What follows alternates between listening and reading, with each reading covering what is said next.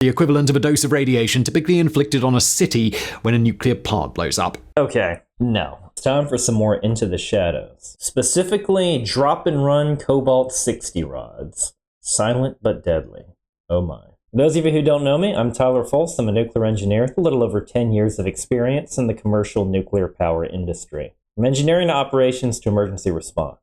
I don't claim to know everything there is nuclear, but I can certainly share some knowledge. Let's see what this is all about. How do you quickly inform someone that lethal, invisible beams of energy are nearby and could fry every cell in their body, and unbeknownst to them, have already handed them a death sentence? Well, at the nuclear power plant I worked at, we used something like this.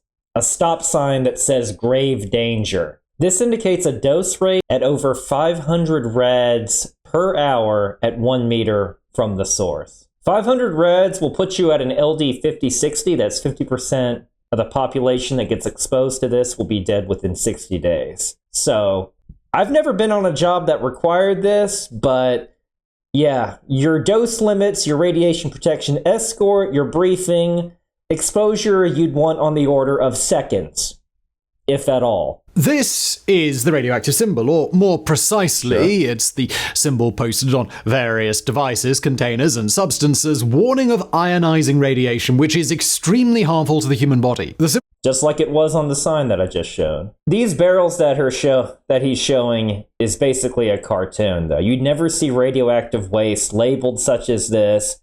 For one, you'd also probably see some fire diamonds accompanied by it that tell you of other hazards associated with it, and you're going to want to know what the dose rate is in the area and briefed by radiation protection before interacting with such a thing. But you're not going to see exclamation points on radioactive waste barrels.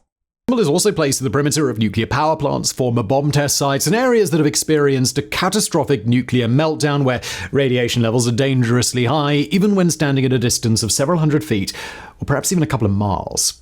So, he's probably referring to Chernobyl, so no. The threshold is not when radiation levels are dangerously high. The threshold is when you're in a radiological controlled environment, so certain sections in a nuclear power plant. The Chernobyl exclusion zone. The Chernobyl exclusion zone, most of it is quite habitable, but it is a radiological controlled area. And despite low dose rates comparable to background, you're going to be required to have permission, required to have briefings, and required to carry dosimetry because your dose rate is going to be monitored. The threshold for putting up these signs isn't when radiation is going to be dangerous. It's when radiation is going to be controlled, a controlled environment, like a nuclear power. The radioactive symbol was first devised in 1946 in the US, and it slowly became adopted as the standard international hazard symbol for ionizing radiation between 1963 and 1974, officially being designated with the International Standards Organization number 361. Its trefoil shape is supposed to represent 3 blasts. At the plant I've worked at, I've more commonly seen the 2 trefoils on top and 1 on the bottom, but this shape is fine. There's nothing wrong with it. I think it's just designer's choice, if you will. Of radiation coming off of an atom. If we hadn't seen this symbol a billion times in movies, TV shows, and comic books, I'm not sure how many of us would have been able to figure out that these geometric shapes represented radiation from an atom, or immediately realize the extreme danger it posed in time to save our lives. Or if it doesn't always mean extreme danger. Like I said, it just means that you're in a radiological controlled area. I've entered a radiological controlled area with these signs posted, gotten briefed by radiation protection, and have gone in areas where I've received 0 dose, 0 measurable dose. So it just means it's an environment where it's controlled and monitored. Interestingly enough, if you put a radiological controlled area within a coal power plant, you're going to get higher dose in a lot of areas that you would in a nuclear power plant. But the coal power plants don't have radiological controlled areas because they're not required to by the federal government, nor are they required to monitor their effluents for radioactive materials. Very least spare ourselves permanent injury and some agonizing weeks in hospital. Similarly, popular knowledge of the radioactive symbol is not equally distributed around the world. Just because you see one of these signs does not mean you're in danger. It means you should ask questions and get with an expert. That's all it means. A survey conducted in India, Brazil, and Kenya in 2004 found that only 6% of respondents understood its meaning and the danger that it signified. This 6% probably would not include the people that wrote the script for this video. As such, rods made of highly radioactive material have engravings on them that are even more blunt. The most recognizable on the internet being a rod of Cobalt-60, only an these things. Oh boy. inch thick that could fit into the palm of your hand. The engraving reads, "Danger, radiation, drop and run." If you held one of these fully irradiated rods for 5 minutes, eventually your hand would swell up like a balloon, large strips of skin would probably turn necrotic and fall off, and the massive amount of radiation that hit the rest of your body would give you a 50-50 chance of dying in the next 2 months. Okay, so this would be a 400 to 600 rem. Okay, so in order for these symptoms to occur, so I have a bit of a problem with your hand swelling up like a balloon, but let's put that one aside. But in order for severe skin damage, and the LD5060 is what he's mentioning, this would require a dose rate of a whole body absorbed dose of 400 to 600 rem. For Cobalt-60, 1 rad is basically a rem because it's beta decay. They operate about 1-to-1, especially externally. So yeah, it would give you this much within 5 minutes. So quite radioactive.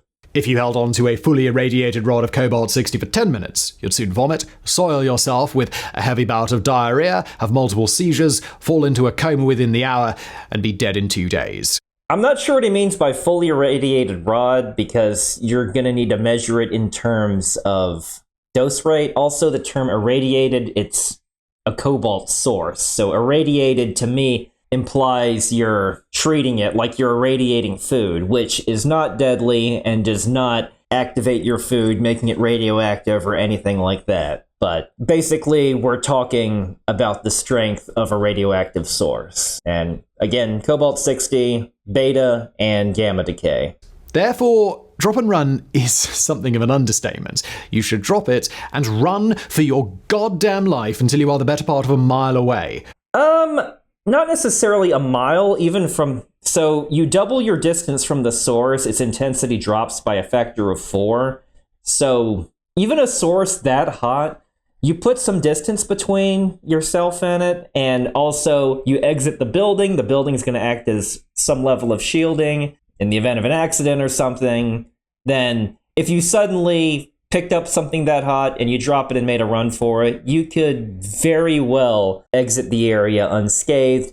Granted, you're going to want to get with radiation protection when in any sort of facility that uses something like this, just to make sure you didn't inadvertently get some sort of loose contamination on you. You shouldn't be because it's in a shielded container, but just to be absolutely sure you're all right. Or at least until there are some very heavy walls between you and the object. However, to be frank, it'd be wise to keep running all the way to the emergency room. Given that the world's largest supplier of I'd start with the radiation protection experts because they're going to get you specific dose assessments faster than any emergency room would. Cobalt-60 rods is Canada, and that the international language of science is English, even this sinister warning might be missed by people who can't read English engravings and aren't terribly familiar with the concept of radioactivity. There are numerous cases from the developing world where people unwittingly dismantled nuclear devices and died horrible deaths. As such, in 2007, the International Atomic Energy Agency unveiled a supplementary radiation warning, ISO symbol 21482.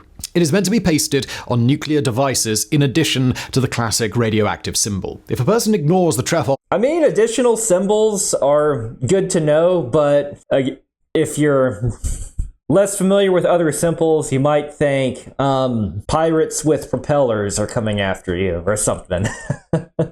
symbol on the outside of this device and begins to dismantle it. Once they lift a panel or remove an outer casing, they will be confronted by a much more insistent blood red triangle with the classic radiation symbol at the top. But this time, the radiation symbol is emitting sinister lines of nuclear energy down towards a skull and crossbones representing high toxicity and death. And next to it, there's a man running for his life. Is it weird that when I see something like that, I just think of nuclear pirates? But anyway, kind of like the grave danger sign that I showed earlier. I mean, it's a stop sign.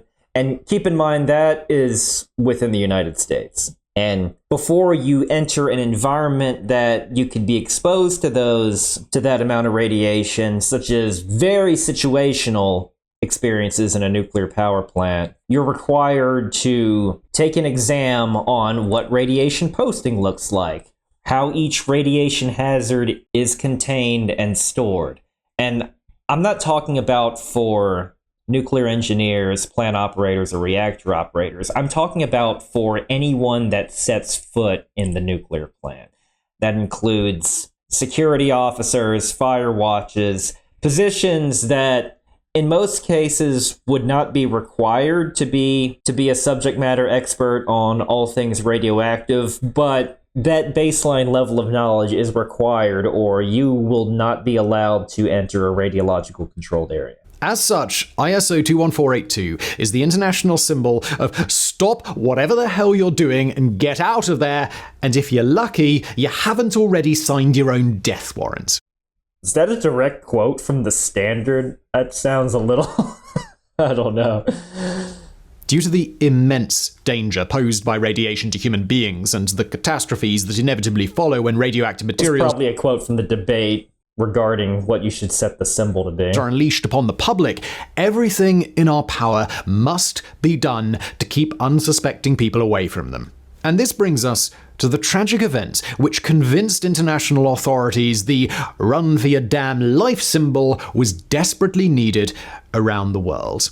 And that's the Samut Prakan radiation accident. Samut Prakan is a province included in the Bangkok metropolitan area of the Southeast Asian kingdom of Thailand. It is a heavily urbanized region with well over 1 million people living on top of each other.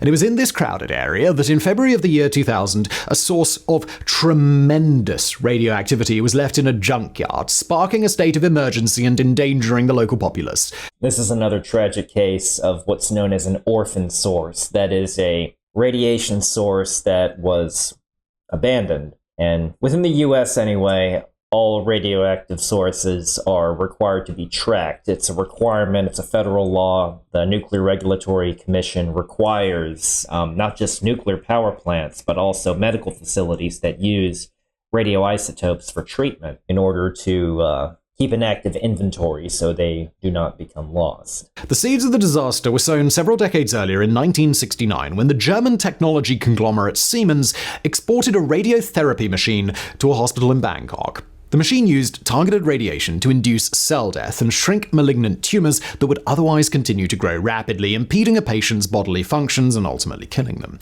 The machine in question was powered by a rod of Cobalt-60, which had been produced in Canada. Cobalt-60 is a radiation source that is not found in nature. It must be artificially made. It's produced in specialized reactors. And what's good about Cobalt-60 for cancer treatment is it can deposit very high dose and, as he said, provide high targeted doses to cancer cells, which it can do, and it can selectively target just cancer cells when used in a controlled environment in the right machine. All naturally occurring cobalt is usually extracted as a byproduct of nickel and copper mining, and when extracted from the ore, it can be smelted into a bluish-grey metal. Historically, cobalt was used to infuse a splash of blue in everything from ancient Roman jewelry to Chinese Ming vases. In the modern age, cobalt is instead frequently shipped to heavy-water nuclear plants like those in Canada, where it is bombarded with neutrons in order to fill the nucleus of a cobalt atom with more of them, going... Yep, you take Cobalt-59, bombard with neutrons, becomes Cobalt-60, and it undergoes both beta and gamma decay. From 27 neutrons to 33. This process of neutron enrichment takes the relatively stable blue metal and transforms it into a highly unstable radioactive one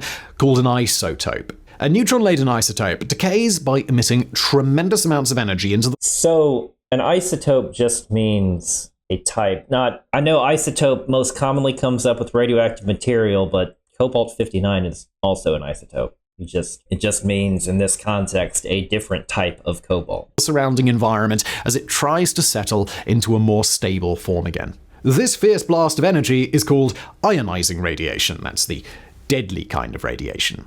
No. Ionizing is the type of radiation that is high energy enough to strip atoms of their electrons. It's not necessarily deadly. You can get a low dose of ionizing radiation. We all get low doses of ionizing radiation all the time. That's called background radiation. It's also not the only type of radiation that could be deadly. Thermal radiation can get you to overheat. UV radiation can give you skin cancer. And visible light is a form of radiation. And visible light can get you in trouble because you watch a video that has some silly stunt on there, and then it makes you try to do it, and then you end up trying it, and it can have disastrous consequences. Okay, that last one was a bit of a stretch, but the point is, ionizing radiation is not the only dangerous form of radiation. Strong enough to strip electrons from the shell surrounding an atom. Sort of like taking a sharp pick or a knife or a piece of steel wool and scraping the enamel off your teeth. As such, in living cells, ionizing radiation can have a huge...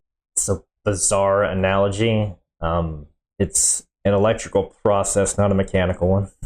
Hugely unhealthy and destabilizing effect on the body's complex and fragile patchwork of interwoven parts. It can create horrific swollen burns and skin necrosis, aka dead flesh that's still attached to your body. It can also destroy parts of your DNA, the very fiber of your being, creating grotesque mutations and vastly increasing the risk of cancer. That's the main thing, is the increasing risk of cancer. The mutations, less common. I mean, it can destroy your cells, or increase cancer risks are the most common long-term effects.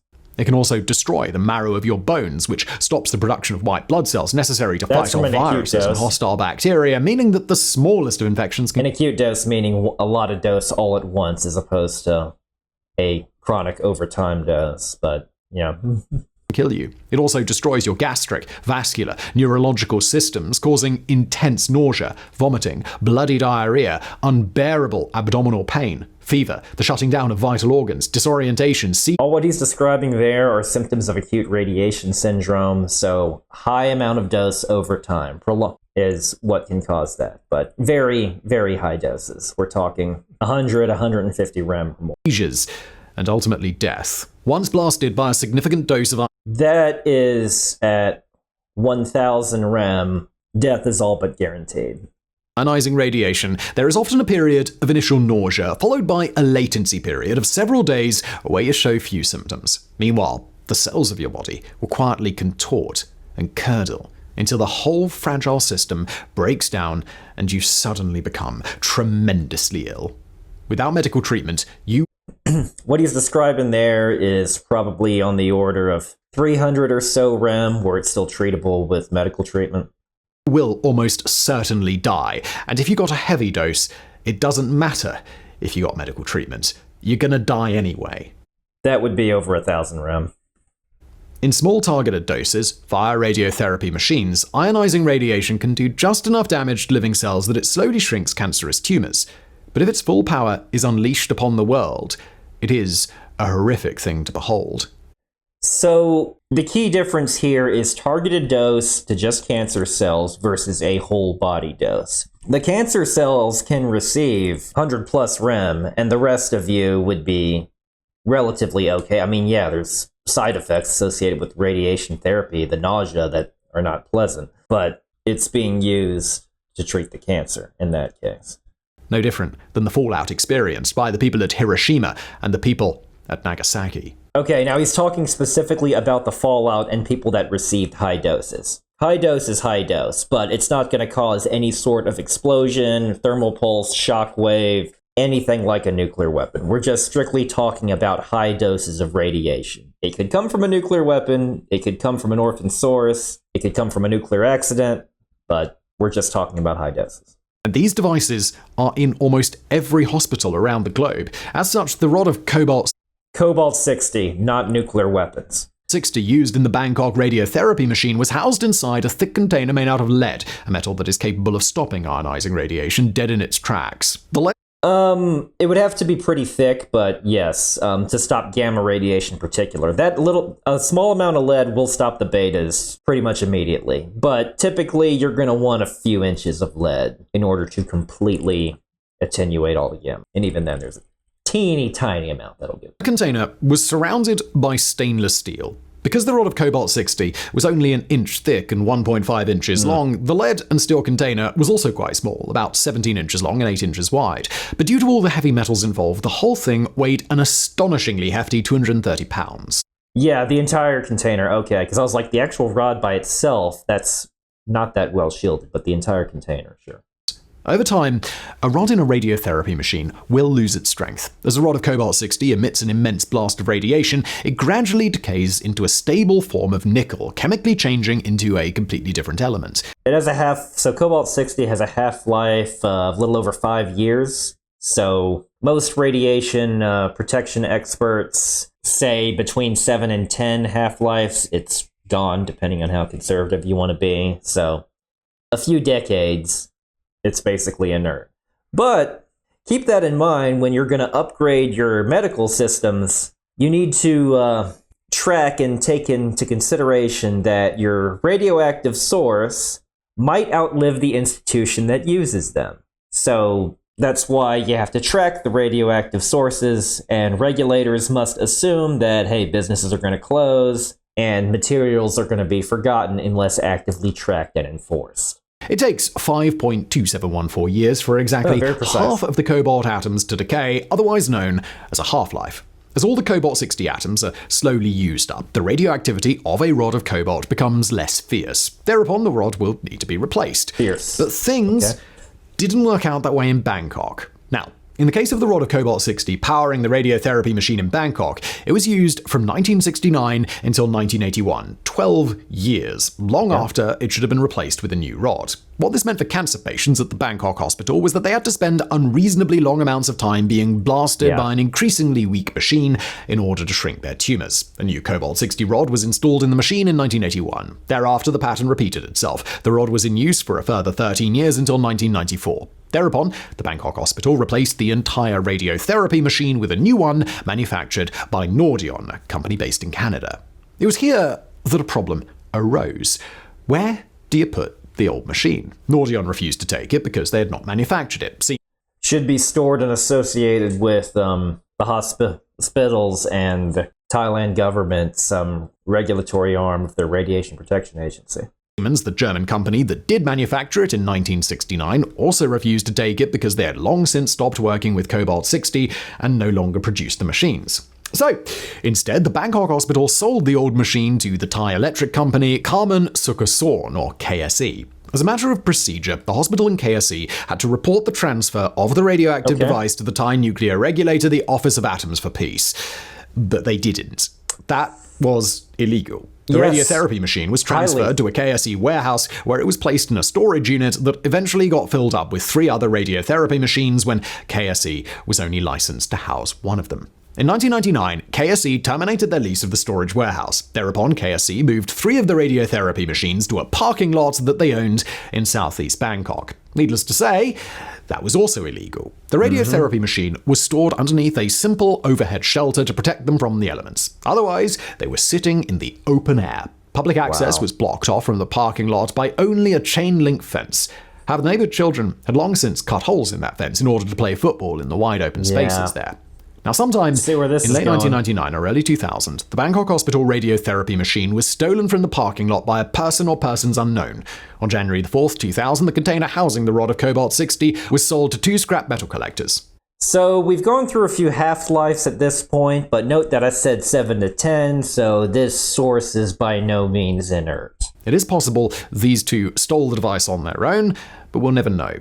Due to strict defamation laws in Thailand, these men shall remain nameless, as shall all the other players in today's story. They took the container home and left it outside 100 meters or 330 feet from their house, intending to dismantle it and sell the metal at a later date. The Cobalt-60 was at this point 19 years old. The majority of it had already decayed. The original strength of the rod in 1981 was approximately 197 trillion becquerels, a measurement unit for radioactivity named after the man who discovered the phenomenon.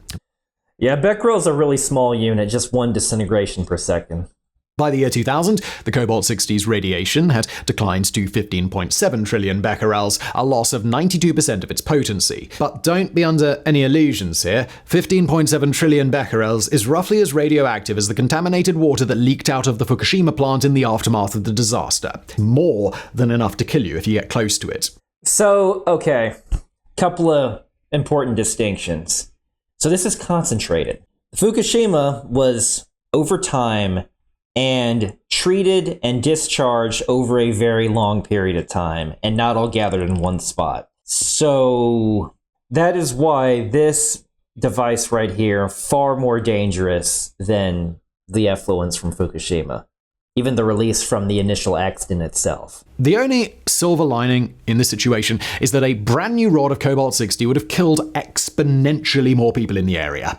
Now, on February the 1st, the two... Depends how many people are in the area, but it would have been much faster. But this is still a lot. So 15.7 terabecquerels, that figures out to a little over 400 curies. And a good rule of thumb that the exposure rate per hour is 1.3 times the number in curies, 1 meter from the source.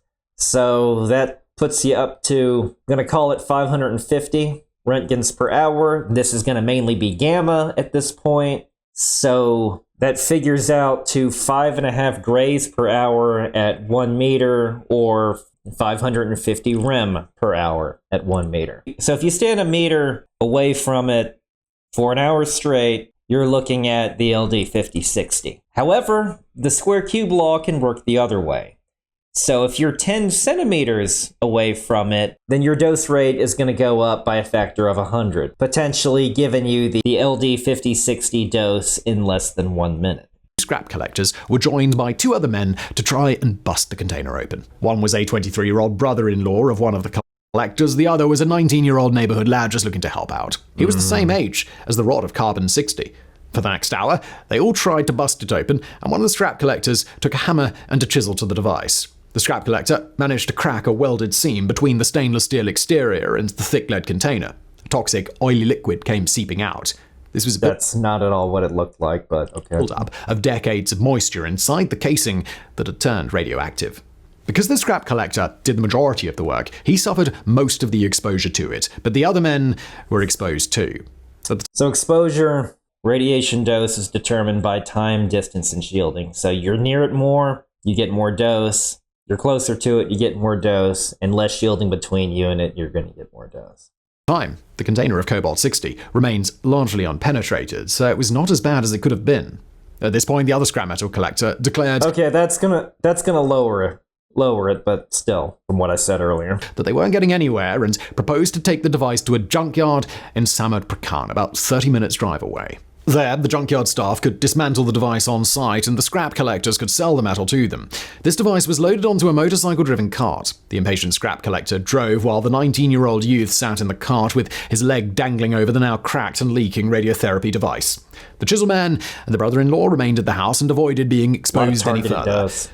But the worst was yet to come. Arriving at the junkyard, the scrap collector approached a member of staff and asked him to cut open the steel and lead casing containing the Cobalt-60 with an oxyacetylene welding torch. It burned as hot as 3,500 degrees Celsius or 6,000 Fahrenheit. So with that hot, you're going to have some airborne particulate hazards, potentially. Another junkyard worker observed the process from just a few feet away. The cutting released a foul-smelling yellow smoke into the air. Part of the lead casing, now cut in half, fell and hit the ground. Unbeknownst to them, the 1.5-inch long, 1-inch thick rod of Cobalt-60 also fell out and rolled into a nearby pile of scrap. With the rod unleashed, all 4 men in the junkyard were now getting blasted with a potentially fatal dose of radiation. The junkyard worker picked up the 2 pieces of lead casing and weighed them in his hands. His hands immediately began to itch. After putting the pieces down, the junkyard staff member continued. Unshielded. Yeah, forget the earlier numbers you mentioned at the beginning of the video. Yeah, it's going to be way worse than that. To work, trying to separate the stainless steel from the lead, but it had already become alarmed by the yellow smoke. The owner of the junkyard, a 45-year-old woman, approached the men and told the scrap collector to take the radiotherapy device home and separate the rest of the lead and the steel there. The 2 pieces of lead that had fallen to the ground were laid to one side. Meanwhile, the rod of Cobalt-60 was left in a pile of scrap in the open air, blasting out radiation into the surrounding neighborhood. It was only 11 feet, or 3.35 meters, from the junkyard owner's office. Not long after the scrap collector left, they released some airborne, but a lot of it's still going to be concentrated. But just the idea of an unmonitored, uncontrolled exposure, and these people have no idea what it is. 2 junkyard employees got severe headaches and began to vomit.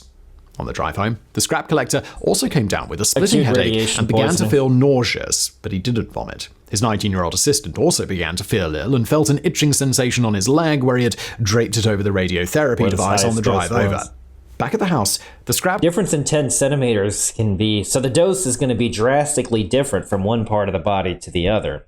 For that reason, in nuclear power plants, there are certain jobs that you require to have dosimetry on your arms and your legs, as well as on your chest, which is where you normally keep it when entering a radiological controlled area. But if you're in a high enough dose area, the dose on one part of the body can be significantly different from the other part. Collector and the 19-year-old boy managed to overcome their feelings of illness, and they separated the stainless steel from the rest of the lead. Because the Cobalt-60 was back at the yard, they didn't suffer further exposure in doing so. The scrap collector brought the stainless steel and the lead back to the junkyard for sale the next day on February the 2nd. Meanwhile, the junkyard owner and staff continued to feel the brunt of the radiation from the Cobalt-60 sat right there in the yard. The 2 junkyard employees took some time off to celebrate Chinese New Year, during which they lost weight and had no appetite. The irony of the lucky cats. They returned to work on February the 7th and continued to be exposed to radiation. The junkyard owner and a husband who lived across the street and both worked in the office only a few feet away from the Cobalt-60. Okay, if they're lived across the street and they're in the area, so they're further away, so I was going to say they're going to get a significantly less dose, but if you're going to be in the area, so their exposure time is going to go up, it could add up. It has the potential there. 60 also continued to be dosed over the next several days, as did the junkyard owner's 33-year-old maid, who worked part-time in the yard, and the owner's 75-year-old mother, who regularly visited her daughter at work. On February the 12th, the junkyard owner grew alarmed at how sick her 2 employees were getting. They were suffering chronic diarrhea, which they could only halt by medication. The owner summoned the scrap collector and told him to take away the lead casing and sell it somewhere else, suspecting that it was the lead that was somehow making her staff sick. She also asked a different scrap collector to throw away the 2 smaller pieces that had hit the ground. Lead poisoning is no joke, but compared to being this close to a source that hot, might as well not be anything. The man threw them down a nearby public drain pipe. Meanwhile, the rod of Cobalt-60 remained in the scrap pile in the yard. That same day, on February the 12th, the scrap collector who had gone to the junkyard became distressed at the swollen burns on his hands and had them checked out at a private clinic. No diagnosis was reached. Over the next few days, the burn continued to swell and darken, and the scrap collector began vomiting and losing it. Now, to me, it's crazy that a lot of clinics wouldn't even know how to diagnose any sort of radiological exposure event. Because maybe I'm just used to it, and when I mentioned earlier about people getting trained on radiation signage and protection, that's requalified. You have to take requalifying exams every year to make sure you're up to snuff. His hair. On February the 15th, he went to the outpatient clinic at Samut Prakan Hospital, where the doctors took some blood. The scrap collector returned on the 16th with the results and was told that his white blood cell count was alarmingly low, and he was immediately admitted to hospital. Yeah. Also on the 16th, one of the junkyard staff went to Samut Prakan Hospital with a fever, rapid weight loss, diarrhea, burned hands, and loss of hair.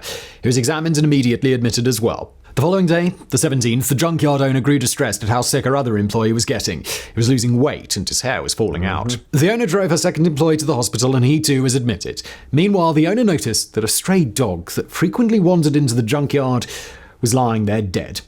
Later, on the 17th, the owner and her husband drove to Bangkok General Hospital. The owner had been feeling weak and noticed her hair had been falling out. Her husband, meanwhile, was also feeling weak, in addition to suffering severe abdominal pain and chronic nosebleeds. The doctors took blood and found their white blood cell count was dangerously low.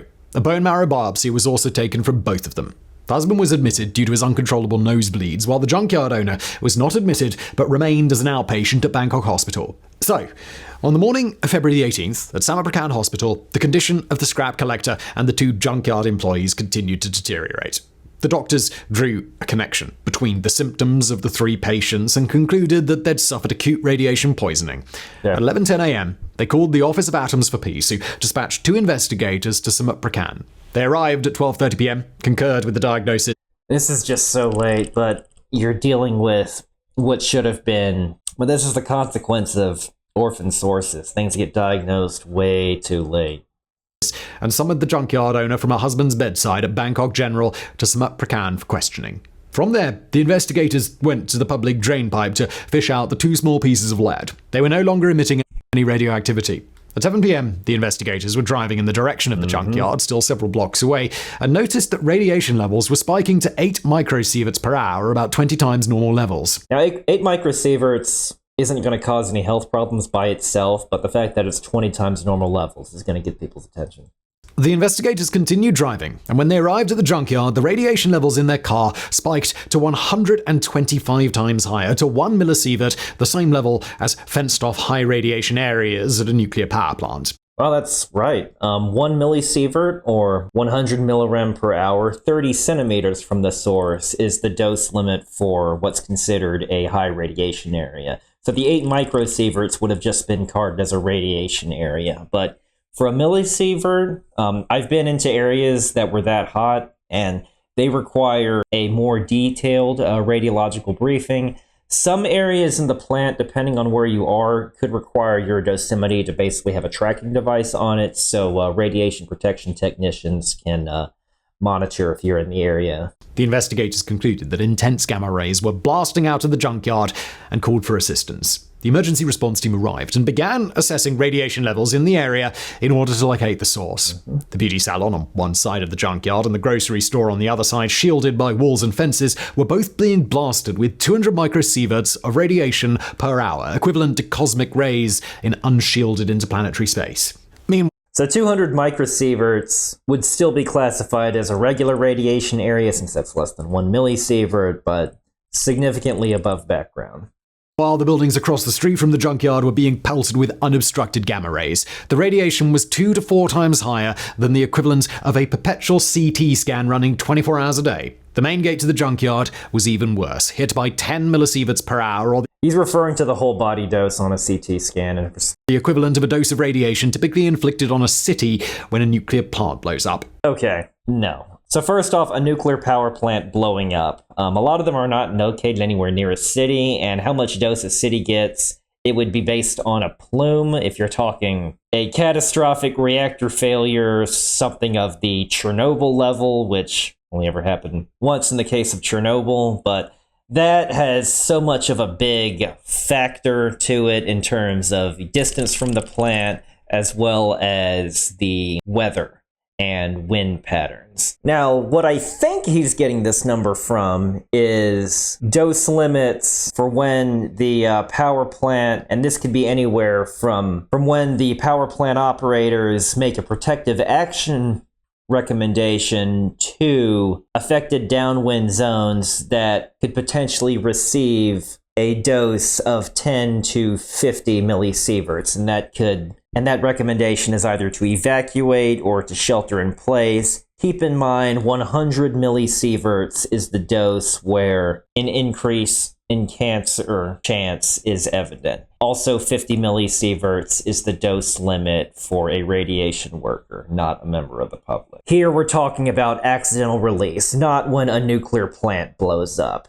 Depending on its proximity to a city, it could be a lot worse than that. It could be nowhere nearly as bad. The point is, that's not how you do dose assessments in the event of a nuclear accident. The junkyard office, being only a few feet from the rod of Cobalt-60, was being hit by 100 millisieverts per hour, or roughly 2,000 times higher than the radiation experienced by a nuclear reactor technician in that same space of time. Actually, guys in the control room hardly get any dose. If he means reactor technician as in a reactor operator, not only do you not get any dose, you're actually in a positive pressure sealed environment that, in the event of a release, is designed to keep you safe so you can respond to the accident and do what you need to do. Plant operators, well, it depends on where the accident is. They could potentially get exposed to a lot more than that, but if an accident goes really bad, like in the case of Chernobyl, but no, that's not what reactor operators get.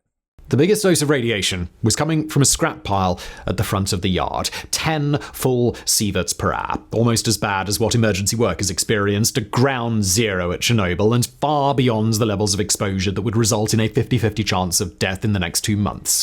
At that point, it's almost guaranteed. And yes, first responders did get very high dose rates at Chernobyl immediately after the accident.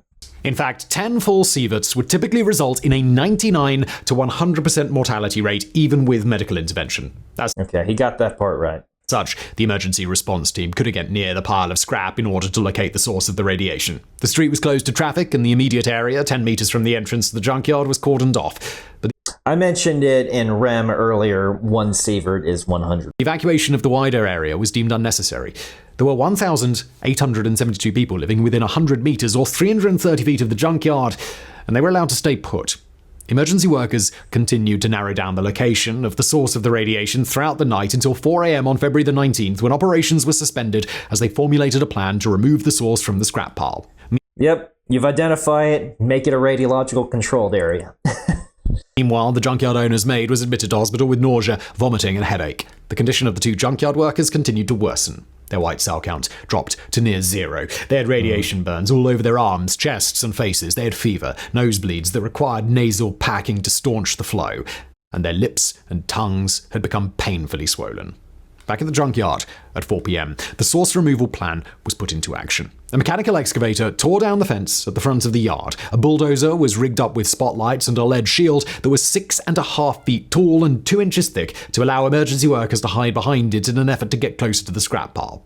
The workers did not have hazmat suits, but wore cloth gloves and face masks, which were hazmat suits aren't going to do you much good against a gamma source. Practically useless. Some of the workers also insisted on wearing lead aprons, which are appropriate for dentists during an x-ray, but they offered next to no protection from the immense amount of radiation being blasted out by the Cobalt-60. Technically better than nothing, but not by much. In fact, the aprons slowed the workers' movements, increasing the risk of exposure. And that's the key factor, and that's what's included in radiological briefings is wearing the extra PPE actually going to be harmful, and that it's going to slow you down, that you get more dose. Yet the officials in charge of the emergency response team allowed the workers to wear the lead aprons as a sort of security blanket to allay their fears and keep them calm. I'm appalled to hear that, because they're experts. They should know that, hey, this isn't going to help you. Be fast. I'm going to blow a horn to tell you when you're done, and we're just going to filter in people to work and get out before they get too much dose. Large pieces of scrap were taken away from the pile with a mechanical grasping tool. Smaller pieces of scrap were removed by an improvised 16-foot bamboo pole with an electromagnet tied to the end. One by one, pieces of scrap were removed, dropped into an old bathtub with a radiation scanner in it, and assessed as to whether the scrap was the source. Next to the bathtub was a 3.3-inch thick lead container into which the source would be dropped once it was found. With the larger pieces of overhanging scrap removed from the pile, the workers could still not figure out which piece of material was emitting the radiation. After nightfall, they decided to bring in fluorescent screens to figure out which piece of material was glowing like a Christmas tree. However, even with the searchlights turned off, the moon was so bright that it made it difficult to read the screen. Finally, at 9 p.m., there was enough cloud cover to figure out the source of the radiation, and it was a small object, just 1.5 inches long. Some more scrap was cleared, and after some difficulty in grasping the object without getting a fatal dose of radiation, at 12:20 a.m. on February the 20th, the workers finally managed to pick up the Cobalt-60 with the bamboo rods and the electromagnet at the end. It was dropped into the lead container and then sealed. The container was then shipped off for safe handling and storage. Despite shoddy and makeshift equipment, the emergency response team managed to pull it off without getting a heavy dose of radiation. At the uppermost, 6 of the volunteers received the equivalent of a full-body CT scan, while the remaining 46 emergency workers received considerably less. That's really not that much, considering the amount of source you're dealing with. As ramshackle as the effort may seem, the lead shield and the grappling tools were a success. A few hours later, a lot of times it requires very simple solutions, because ultimately the mission objective is to pick up a rock and encase it in something lined with heavy rocks to prevent the rock from giving you a lethal dose. On February the 20th, authorities located the second scrap collector, the chisel man who had initially cracked the welded seam, and took him to Samut Prakan hospital. His white blood cell count was low, and his hands were swollen bright reds and looked as if they were half-melted candles. The 19-year-old lad who had draped his leg over the radiotherapy machine on the way to the junkyard was also located. Predictably, the young man had a severe radiation burn down the back of his right leg, stretching from the thigh to the calf. The skin was falling off and slowly becoming necrotic, risking a grisly infection. There was a second burn, 10 inches in diameter, on his right knee. He also had suffered radiation burns to some of his fingers, and as with the others, he was running low on white blood cells. The junkyard owner was admitted to hospital on the 20th, was accordingly treated for low white blood cells, and later treated for fever and a rectal bleed. She also suffered vascular deterioration and damage to her lungs, but thankfully, with regular blood transfusions and antibiotics, she did not require invasive surgery or a respirator. By the end of March, she had made a full recovery. The junkyard owner's mother was admitted to hospital on February the 22nd. She had been suffering nausea, fever, and a low white blood cell count. The brother-in-law of one of the scrap collectors wasn't located until March the 3rd. He had only been present during the hammer and chisel stage. Nevertheless, he had sustained radiation burns to his right hand, and the nails on his middle finger and pinky had fallen off. The two scrap collectors, the brother-in-law, the 19-year-old, the junkyard owner, her maid, and her mother, spent about a month in hospital and eventually made full recoveries. The others weren't so lucky. The two junkyard workers, who had received the full brunt of the Cobalt-60 when they'd cut open the lead container, I feel like including these images right here cheapens it. Worked in the yard for a further week with the Cobalt-60 right there, slowly killed them. The junkyard worker, who had actually cut open the container, could not recover his white blood cell count. Open sores began appearing in his mouth and on his tongue, and large segments of his skin began falling off. He got severe diarrhea again on the 2nd of March, and by March the 6th he could no longer eat food and had to be fed through a tube. On the 15th, his lungs began to shut down and he was hooked up to a respirator. On the 17th, he fell into a coma. It was the low white blood cell count and infection that got him in the end. And on March the 18th, he died of sepsis. The other junkyard worker suffered intense fever. His hair almost completely fell out and open sores began appearing in his mouth and on the sides of his head. By March the 17th, he was no longer able to eat or breathe. He began bleeding in his gastrointestinal tract. On March the 9th, he went into septic shock, suffered a seizure, his heart stopped, defibrillation didn't work, and he died that evening. Finally, the junkyard owner's husband developed hives over his back from a fungal infection, fell into a dangerously high fever, and his white cell count could not be improved. He was put on a respirator on March 22nd as liquid began to fill his lungs, and on the morning of March 24th, his heart gave out from the stress of his many symptoms. All told, the regular junkyard staff were the worst hit by the radiation due to the fact that they were exposed to the open-air Cobalt-60 whenever they were on site between February the 1st and the 17th. It's estimated that the two... That's a lot. That's a lot of dose, just because if you're there for days and you're sleeping not that far from the source. Two junkyard workers, the junkyard owner and her husband, were hit with approximately 6 to 8 grays, which...